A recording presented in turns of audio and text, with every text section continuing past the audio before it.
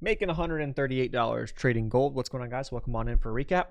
Up on the screen, we have 150 P&L.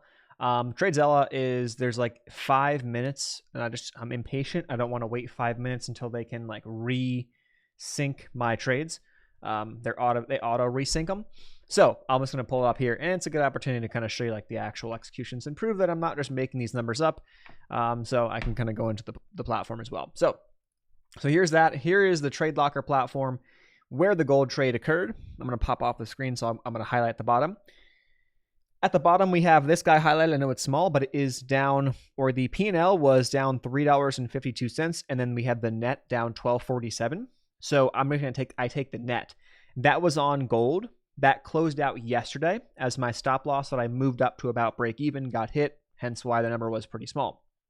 If I scroll down and I find the last other trade on gold, it was down here where you see we had a P&L of 154 and a net P&L after fees and whatever swaps of 150.68. And that was it. If you go back in time, the prior position on gold was a buy on gold.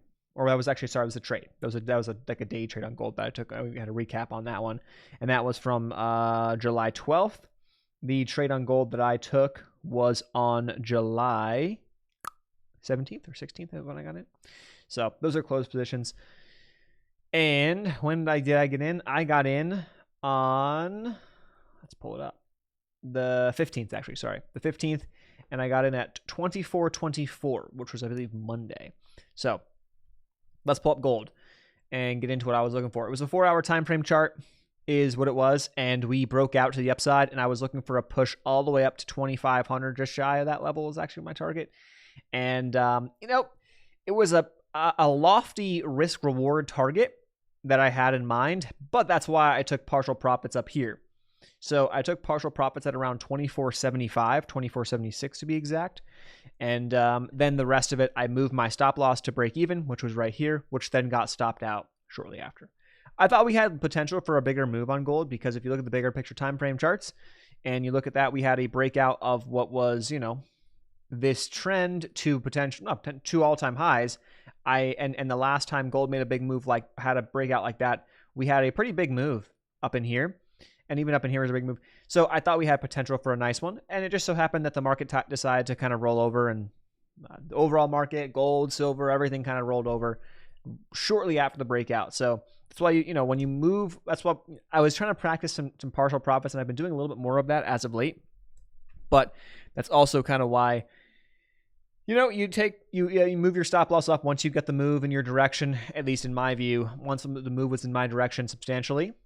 In the case of this situation where I took partial profits, I moved my stop to break even. So I can't lose because I was right? Like this is the move I was looking for. I got a good push. Like I got a really good push, just not to where I ultimately thought we could go.